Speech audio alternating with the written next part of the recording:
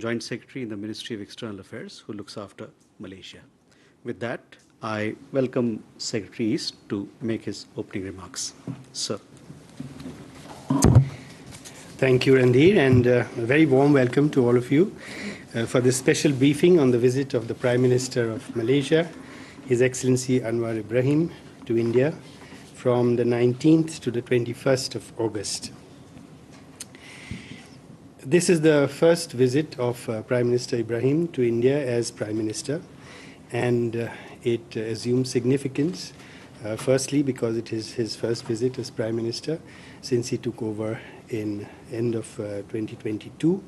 Secondly, also the fact that we are nearly approaching 10 years of our enhanced strategic partnership with Malaysia, which was announced when Prime Minister Shri Narendra Modi ji had visited Malaysia in 2015.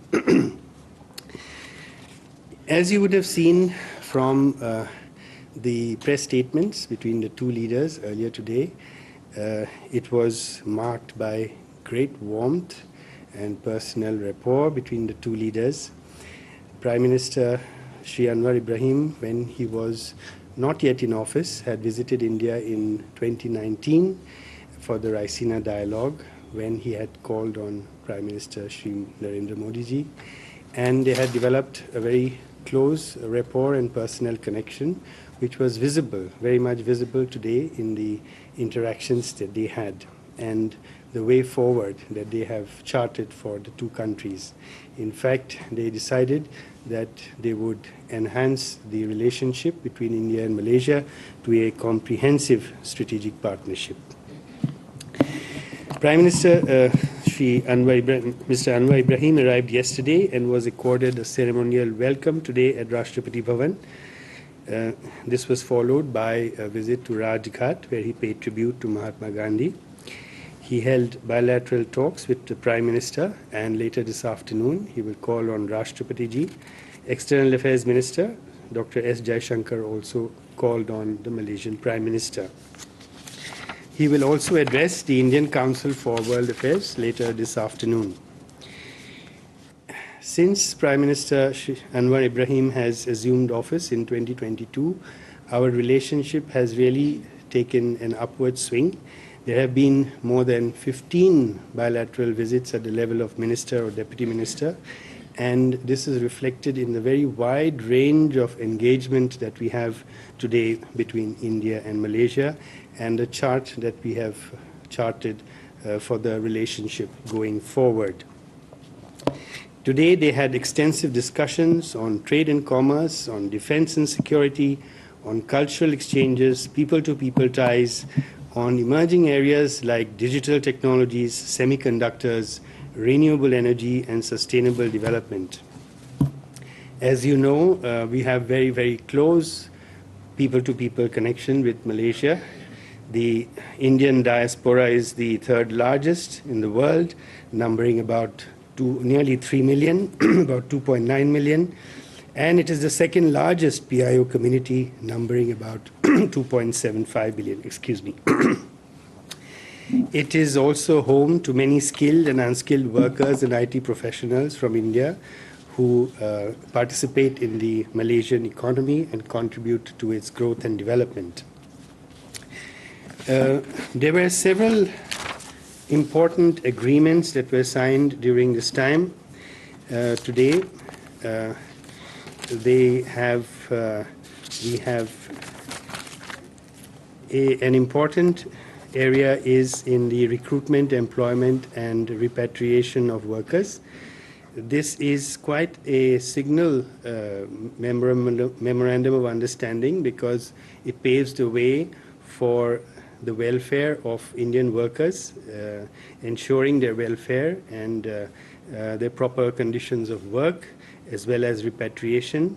And this is something that both sides have been working on for some time, and it will go a long way not only in securing the welfare of Indian workers, but also opening up the entire field of employment in Malaysia that is open to foreign workers, for Indian workers as well. Another MOU that was signed was in the area of public administration and governance reform, a third on digital technologies, one on cultural cooperation, an agreement on tourism promotion. As you know, the India-Malaysia tourist traffic is booming. It is expected that we may touch as much as 1 million Indian tourists to Malaysia this year. And the number of Malaysian tourists to India is also growing rapidly.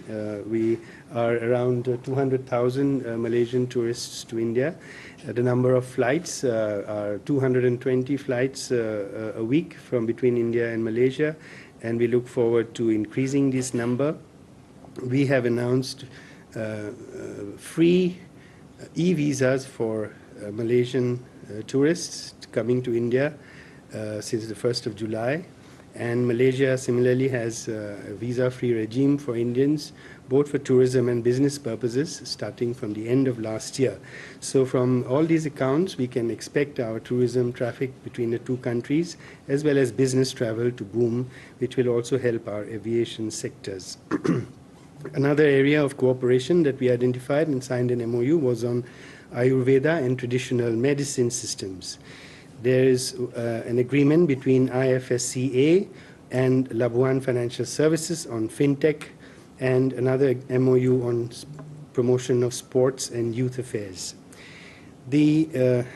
Both sides have a CEOs forum, a high-powered CEOs forum, which met yesterday and presented a report before the two prime ministers.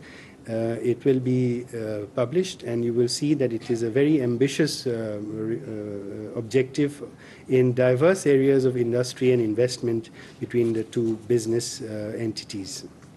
This was coordinated by CII from our side. A number of other MOUs and agreements also happened on the sidelines of the visit. One was between BEML and SMH Rails for supply of rolling stock for Indian Railways.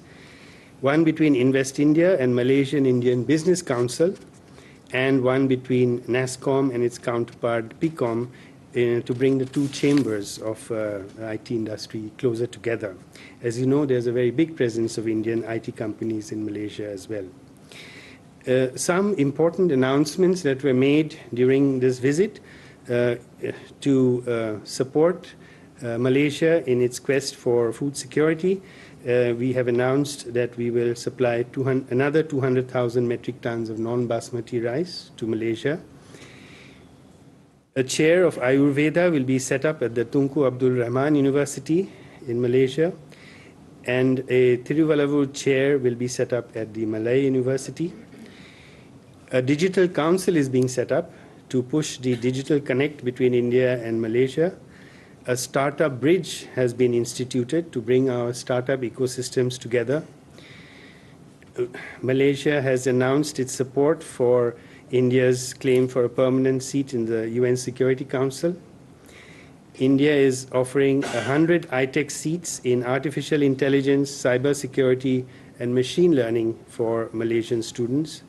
And Malaysia has also announced joining the Big Cat Alliance. So as you will agree, this is a very rich and diverse area of bilateral cooperation.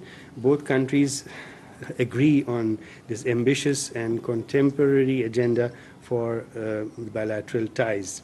Our bilateral trade has also been booming. It's now touched $20 billion. Malaysia is our third largest trading partner in ASEAN. Fintech startups, cross-border payments systems, and UPI-based systems are the new drivers of our engagement with Malaysia. And we look forward. The two prime ministers have in fact tasked us to set up a task force to implement all the diverse areas of engagement that we have identified during this visit, and to present a report within 3 months. So it is something that we will start working right from today.